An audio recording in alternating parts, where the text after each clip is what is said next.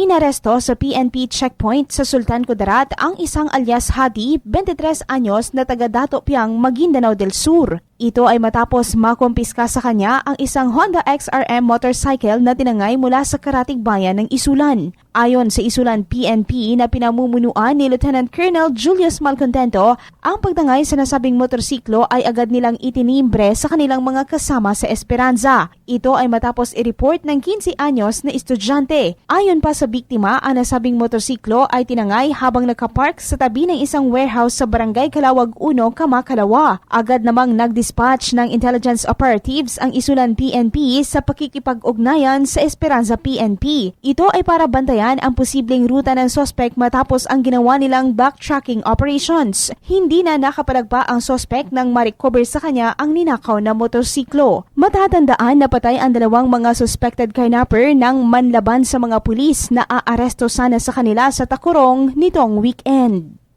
Grace Torreta, NDBC, Bida Balita.